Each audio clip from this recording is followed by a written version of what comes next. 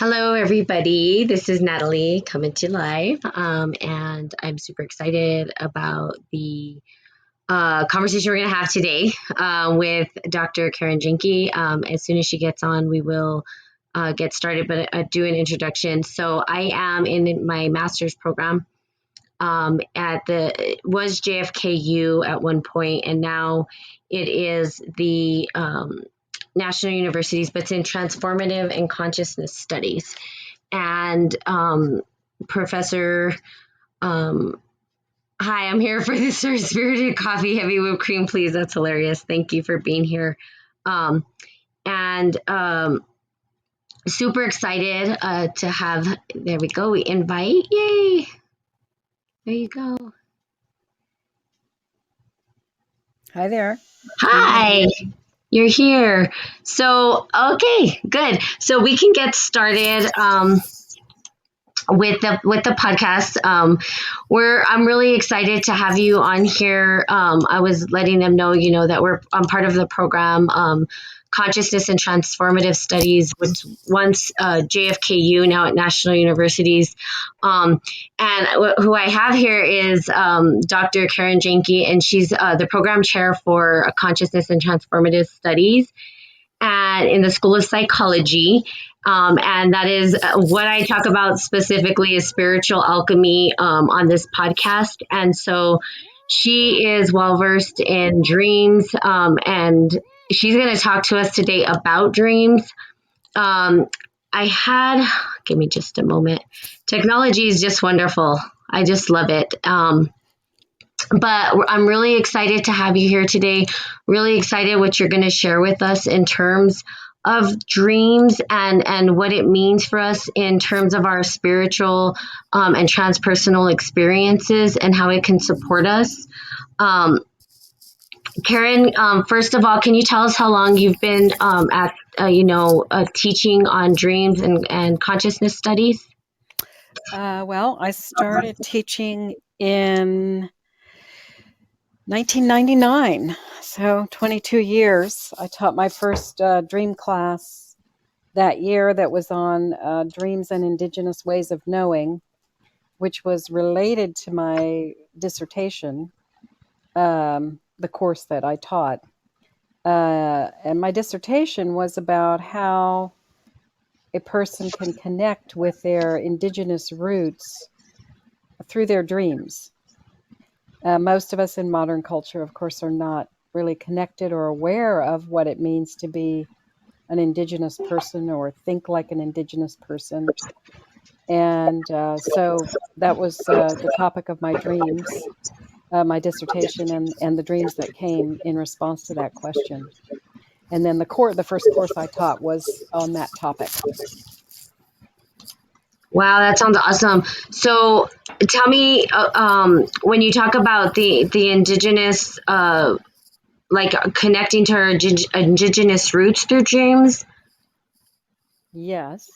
Okay. Can you elaborate a little bit more for our listeners what you mean by tapping into our Indigenous roots?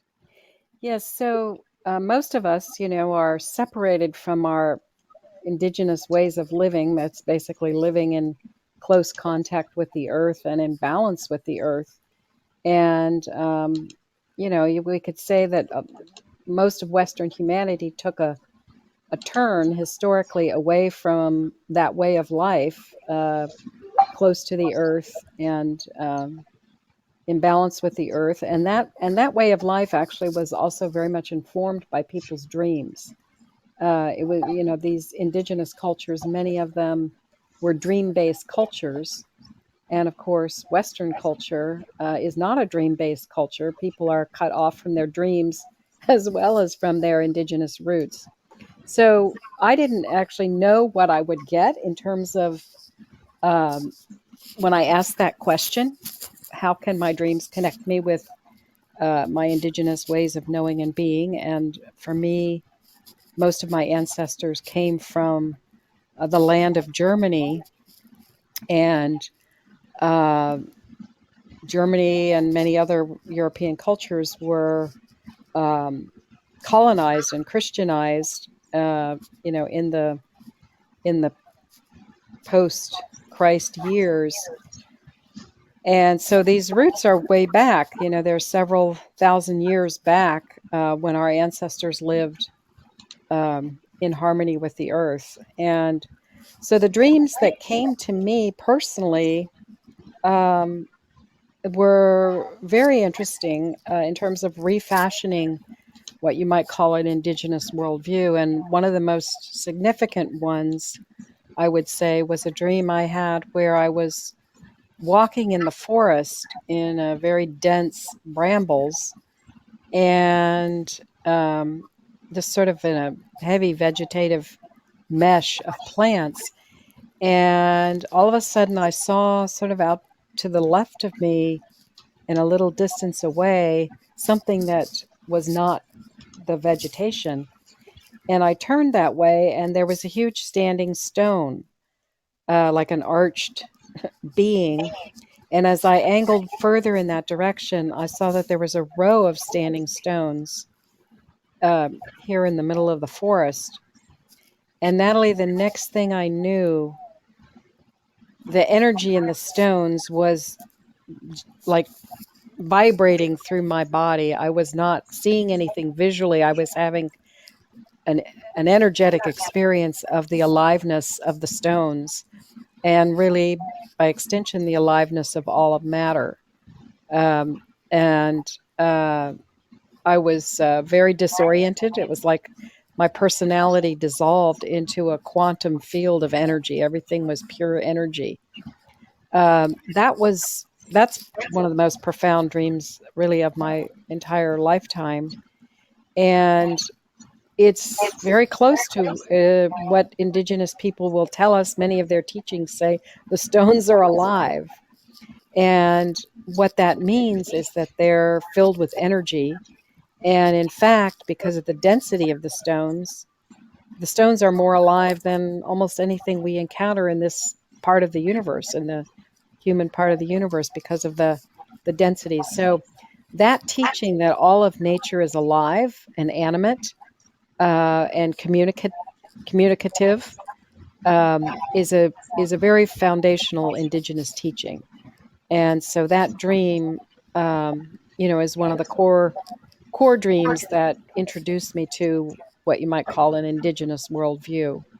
And by extension, if the world is made of energy, which of course quantum physics tells us the same thing that Indigenous people knew from an intuitive place, tens of thousands of years ago, it's almost like quantum physics has circled back to learn from left brain ways of knowing what Indigenous people knew from right brain ways of knowing, which is that the world is alive and full of energy, and everything is made of energy. And so I think one of the interesting things in terms of your podcast topic of spiritual alchemy is that if the world is alive and full of energy, then by extension, so are we. And our fundamental reality is our energetic reality. And so this is one of the teachings from those core dreams that were part of my dissertation. Another set of dreams that I had were about um, ancestors. I had some dreams about grandmothers going back 5 or 6 generations, and recovered some stories that I didn't know. One of them was that my maternal great great great grandmother was an indentured servant. So these kinds of, and I had no knowledge of that, but I did get confirmation of that from my grandmother. Um, these kind of stories of our ancestors, very often our dreams will bring fragments of those stories to life. And maybe through doing genealogical research or for talking to family members, we can fill out the story that the dream brought, maybe just as a fragment or a single image. But it's amazing that knowledge of our ancestors going back generations that we don't consciously possess can be accessed through through our dreams. Um, and of course, Indigenous people, another characteristic of their culture is to honor their elders and their ancestors and to know those stories. Of course, many of us are familiar with the teaching that we're connected to 7 generations in the past and 7 generations in the future. And it seems that our dreams have access to that time frame as well, of a much wider set of influences coming through our families than we may be consciously aware of. Well, that's interesting. I actually never heard like 7 generations forward and backward. I've never heard that before. It's the first time I'm hearing that. And so I do know that through this program, through the program that I'm in, that when I started to connect to my ancestry, I have vivid dreams. You know that we've talked about it before, but as I started to connect into that, that I think more of these, what I guess you call archetypal patterns, whatever, started to show up even greater, and then historical traumas of those patterns showing up. Like, for instance, I talk about La Llorona a lot. And there was this historical connection to the trauma that was sort of happened with the tribes in our location, and you know how they colonized and how they maybe raped these women. And you know, I'm a sort of a product of that, but she was speaking to me in a like a bigger energy or a greater energy than I even understood. So I think part of my question is, and I think maybe even for the listeners, is how do we begin to trust ourselves when we're hearing these dreams? Like, what is a process? Because I feel like that's what you're really good at, is sort of making sense of kind of, you know, I know it's unrational. I know it's like it comes from the unconscious where we can't really rationalize it, but then how do we start to work with the images that we might be getting? How can that support us, basically? Or how do we utilize it to make meaning for our life? Yeah, I think I like to talk about um, dreams for modern people as a foreign language. Uh, it's a foreign language that most of us not have lost how to speak. But again, you know, these old cultures were very versed in dreams and welcomed dreams and working with dreams, sharing dreams. They were dream sharing cultures. Um, and for us, you know, most of the time, no one asks us about our dreams. And if we tell a dream, it's often seen as sort of a silly, humorous, you know, isn't that a silly dream kind of thing? You know, irrational, as you said. Um, but what I think what helps us is to realize that there actually is a language structure behind our dreams. Um, it's like a grammar, you know, the same way as a language that we learn to speak has a grammatical structure and has words and content. Our dreams are very much like that, and there's sort of certain logic behind our dreams. You sort of mentioned it. One of the logics behind our dreams is that they want to bring to the surface any impressionable or significant moments from our personal past, our own biographical past, our own lifetime, as well as from our ancestors. Mm-hmm. If there have been traumas in our heritage that haven't been addressed, dreams will very often bring those to life and give us images, fragments, stories that are part of a past that is affecting us unconsciously, and the dream is there to help us, um, you know, connect with that material consciously. Um, so it's very helpful if we have a social context in which to share our dreams. Um, Mm-hmm. you know, you've experienced this in some of the classes you've taken. Often people, you know, if they have a therapist who works with dreams, that's another place. If we have a social context that invites working with dreams, then many people find they start dreaming more and remembering their dreams more, because there's a container to put that material in and work with it. Um, and So that's, I think, the social container to work with dreams is a significant thing. Obviously, there's dream dictionaries out there that can help you with the symbolism. And there's another technique that anyone can use without, on their own. Obviously, the first step is to record the dream, which is very important because these dreams are often fleeting. And as soon as we get up and start moving about our day, we're apt to lose them. They will dissipate. So it's important to write them down, as quickly as you can after having the dream.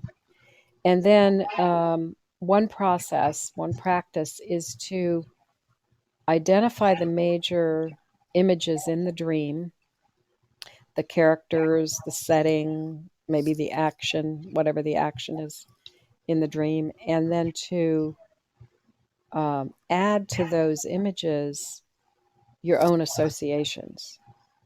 And an association is anything that comes to mind um, when you think of that image. Uh, it can be a memory, it can be something that happened the day before or a long time ago, it can be a thought that comes to mind, a feeling, anything, whatever that image brings into your consciousness, that would be considered an association. And it's really important not to censor those associations, but to really just let them flow in a kind of a free association manner. And by writing down the associations along with the images, you can very often start to get a sense of what the dream is about, um, because these associations will fill in more of your life experience around the dream images, um, and help you to see what the waking life context is that the dream may be referring to. Yeah, I love that, the waking life context, because really honestly, and even the waking life context, which I feel like is like brings life to the dream. Like, okay, so here's how it is in life, is almost this, for me anyway, was this ability to tap into this creative space, because dreams seem to be like an opening to creativity in a way, again, for me, that I wasn't able to tap into my own personal creativity and understanding. And in fact, it opened up like the opportunity to do stuff like painting, which I never do, or and but then not be attached to how it was going. And I think personally that it's hard for some people not to, or to think they're going crazy, or oh, this is surreal, or this doesn't make sense, or am I just making this up? But like, I think kind of what I've learned is that the dreams are the most personal part of who we are. So are we making it up? Maybe, perhaps, but we're making it up from our own self. It's like the unfolding of our own self into sort of a consciousness or something, or an unfolding of what we experience in the waking world, and how we can utilize the material and mold it and shape it into something that makes sense. And so I kind of hear what you're saying in terms of the social context. Like, there's not really a place to process or talk about these things, unless of course you're in a program like mine. But yeah, I mean, and most people, I feel, don't even think they dream.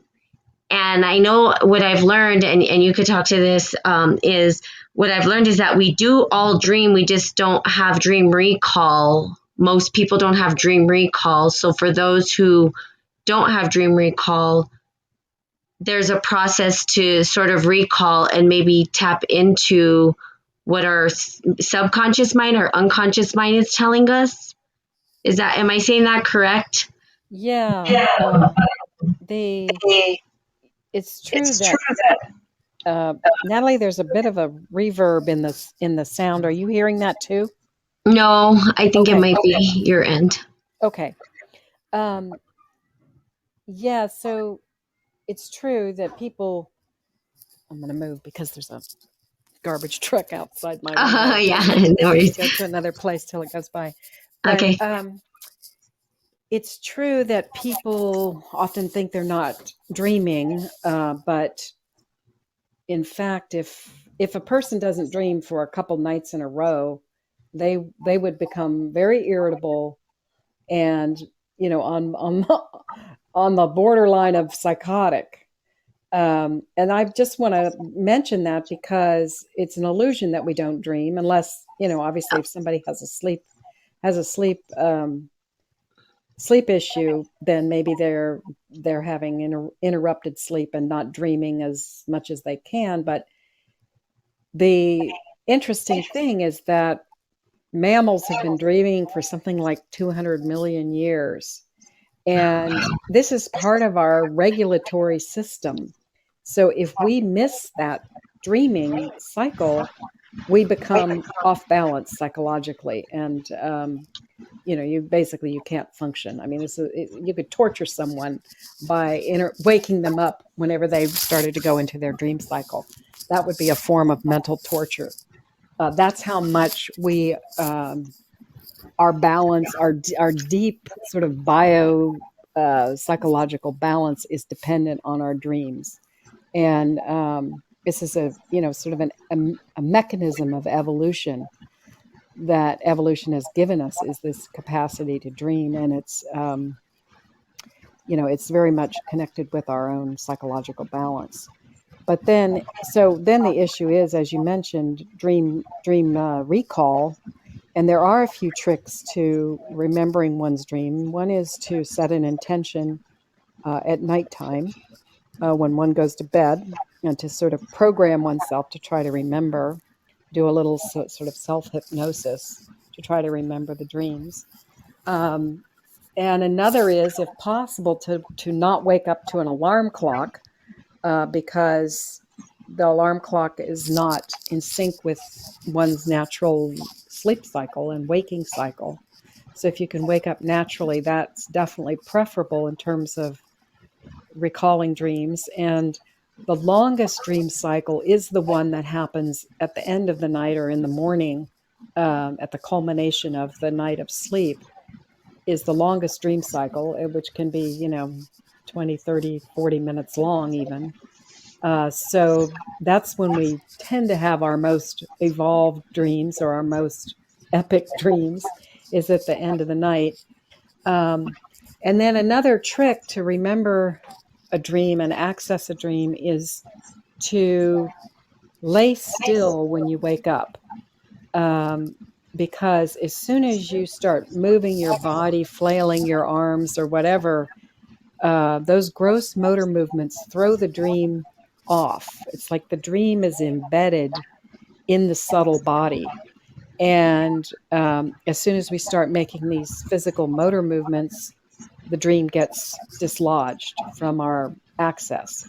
So it's helpful if you lay still, and it's also helpful if you can intercept your mind to not go toward the day's activities, but to actually stay present to your body. And actually, you can focus on your breathing.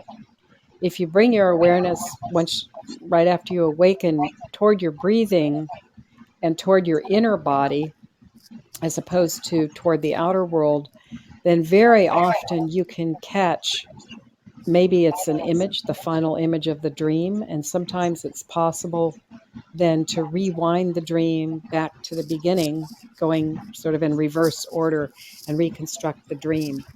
And then obviously, if you write it down later, you can come back and do those associations that we were talking about. You could do your associations, and then after you've done your own personal associations, check a dream dictionary to see what resonates. And if you use a dream dictionary, it's better if you work with someone who knows the symbolism of dreams. But if you don't have access to a person like that, you can work with dream dictionaries. And it's important to see which of the many definitions, or meanings behind a symbol in a dream resonates with you. Some of them will resonate and some of them won't. And this is called the aha response. So if a person has kind of a bodily sense of recognition that, oh, yeah, that makes sense, that's the meaning that probably is the most pertinent one. And I'll just say, the word symbol, our dreams are full of symbols. And the word symbol is a Greek word that actually means to throw together. To throw together, it's a great word for what a symbol is, because a symbol basically collects multiple meanings Hmm. into itself. And it's important then when working with dreams to sift through the multiple meanings and determine, which one has that aha response, which one evokes, uh, sort of a felt sense or a felt recognition in the body of, oh, that makes sense, or that clicks with me. Yeah, I think the symbols and the imagery from dreams is pretty powerful. I think that's the creative piece too, as well. One thing that you pointed out that I didn't know, I'm learning a lot of stuff from this as well, is that if we didn't have that process, we'd go crazy. And it's funny because for my dreams, I dream so much, and it's like I think our mind is could not our conscious mind could not process all of what's in the mind. I think that's probably, at least that's how, for me, how I feel in terms of like, if I tried to process everything that I know I'm processing at night, because I remember so much of my dreams, there is no way that I could ever understand or find all the meaning and significance in just a tiny inkling of one dream. I could probably spend my entire life on one piece of a dream and never fully get its entire meaning out of it. So I didn't realize that, because for me, it makes sense now that we have to go into that state to process all of what's there. It's almost like a computer. So it's really strange to me, because it's like there's this like background programming happening, and maybe it's from all of the input and the sensory and everything that we're experiencing here, plus all the collective stuff that's happening as well. My cousin's like, I have another life in my dreams. I know, it's like we have this whole other, and it's multiple lives and multiple dimensions and multiple feelings. And I mean, it's just, to me, it's so vast. It's almost like my conscious mind, there's no way I could process it all in the day. Yeah. So it's almost like we're going, so would you think of it more like we're kind of going into like a state of processing, like a process, like I don't know how to explain it. Like, how would you explain it when we're in that state? Or how is it described, at least? Yeah, there's a number of different theories about why people dream and what's actually happening, what's the brain Uh-huh. doing Sure. uh, during the dreaming process. But I think for what I hear you saying is the complexity Mm-hmm. of what your dreams are producing is vast. And it's I mean, over time, of I agree with you. I think one dream symbol might have many many layers of meaning in it. Then you take, say there's 5 or 6 or 8 images in the dream, and you put all those together, and there's a storyline. That I find that our dreaming mind is actually a way more complex mind, part of our mind, than our normal waking linear Mm-hmm. thought. Mm-hmm. And Mm-hmm. I think part of, for me, part of uh, working with dreams over time is becoming more comfortable and more versed in that complexity. That in a Mm-hmm. way, the dreams are inviting us into a more complex, nuanced, layered world than what most of our waking interactions in life allow for. And there's a way that our dreams encourage us to think in these more complex, nuanced, layered ways if we really engage with the dream material consistently. that's part of what they're showing us, is um, a much more multifaceted universe that we enter when we're dreaming. Mm-hmm. And I Mm-hmm. think that's what you're speaking to, Mm-hmm. Natalie, in your own Yes. experience. Yeah.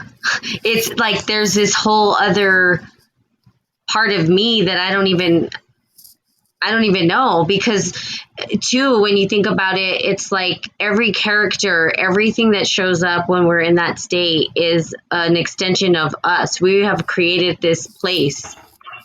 Nobody else has created it. I mean, unless, and I'm sure maybe, historically they've talked about like that interconnection to dreams or the collective unconscious is, how they try to tap in and say, well, there's these bigger archetypal patterns, but it almost feels like you have your whole entire universe you've created and multi-universe that you've created that I don't know that anybody can come in and experience it, but it's part of who we are. And it's so complex and just, it's a lot.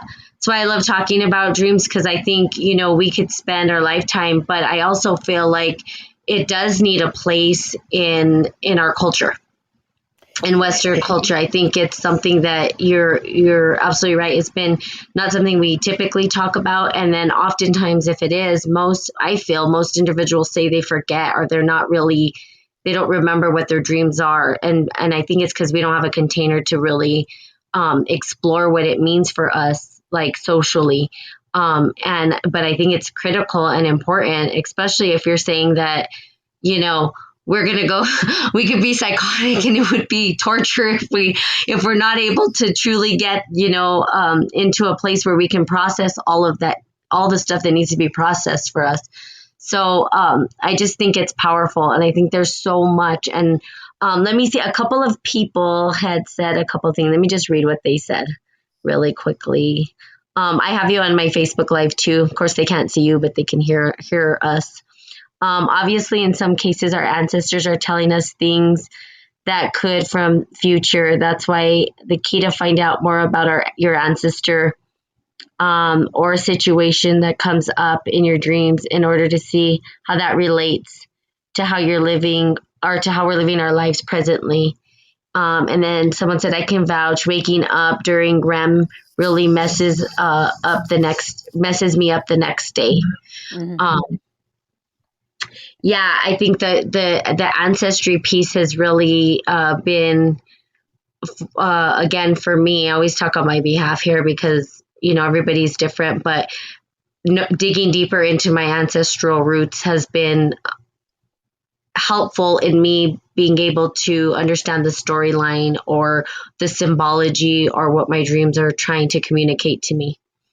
So I think that doing that has been very helpful.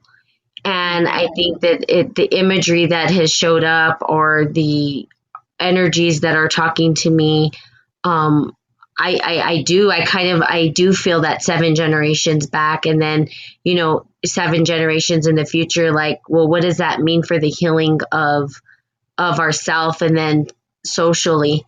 Um, so I have one more question, because I know I said this was going to be 30 minutes, but I do have one more question. And so, kind of like, what now? How can we utilize our understanding of dreams to move forward in maybe, I don't know if it's healing, but more of how can we use it to support us into this like next phase of society?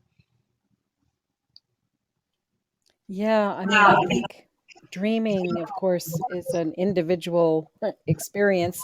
Although there are, in some of these old cultures, sometimes people, had like dream sleepovers, where people would sleep together, like in a circle, everybody's head in the center of the circle. There have been societies where there was a kind of communal dreaming, but for most of us, it's an individual thing. And I think, um, if we are dream informed, uh, it will bring us into, in a way, relationship with our evolutionary heritage, and with our natural, more of our natural way of knowing.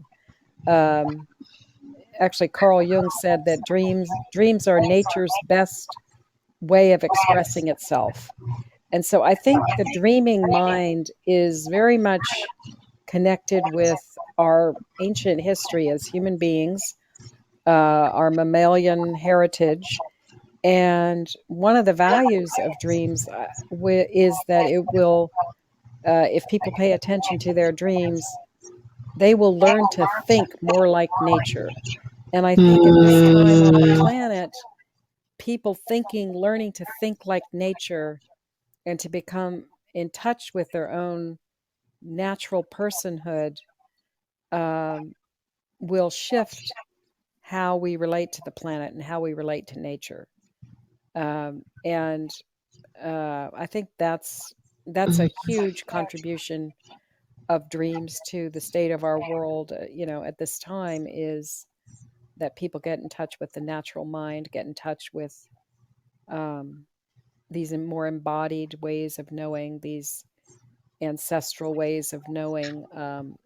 That is a huge resource for us in this high speed world that we live in, to tap into something ancient. There's a profound wisdom in our dreams if we can learn to unpack it, and I think it's there to help us adapt and survive, not just individually but collectively. I think the dreaming mind could help us with our, in particular, with our ecological crisis and the ways we're cut off from nature and don't respect nature's ways.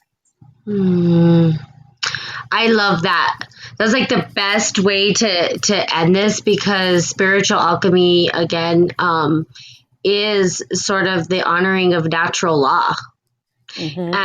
and and really utilizing natural law as a process to, I say, transcend or to connect back into wholeness or oneness, or to God, to source, whatever individuals call it, but really honoring that ebb and flow of life itself. And um, I love that, that you say that dreams have the capacity to tap us back into our own nature, which then will tap us back into the natural world. And I agree. I think it's time that people start to honor that. I think it's critical. I think we're at a point where it's critical for people. And that's why I do this podcast, because, um, people get to remember that, like, internally inside themselves, who they are as an individual, that they have this great power inside. And, dreams is a huge part of that. Yeah. If And I can just yes, add please. one thing, Natalie, um, I've come to think of dreams as an expression of of our life force energy, a kind of a raw, immediate Mm-hmm, expression mm, of the life force energy. As we've talked about, it's part of our evolutionary heritage. It's a flow within us, it through our minds and our nervous system, mm, that comes out mm, as imagery, right? mm-hmm. It expresses itself as imagery, and also those images often arouse feelings and body sensations. So when we're attending to our dreams consciously, we're connecting our mind, our conscious self, with this deeper kind of raw life force energy. And that energy is also, part of the universe, part of nature. So it's a very powerful way of living, to be living informed by one's dreams, and this sort of deeper, uh, you know, life force energy that streams through our bodies and through every living thing. I love it. Elan Vital. That's right. Our life force energy. We just actually started doing that in telekey stuff. I'm sure you know what that is, but the potentiality of who we are in the life force. And thank you so much for coming on here. Thank you for your patience. thank you for going through all of the craziness with the technology, which is, sometimes it's just, I want to throw my technology out the window and be like, but what an honor to have you on here. For those individuals who are seeking any kind of instruction on this information, JFKU, our national universities, transformational and consciousness studies, or transformative, sorry, and consciousness studies, you can go into the program as well. It's a beautiful program.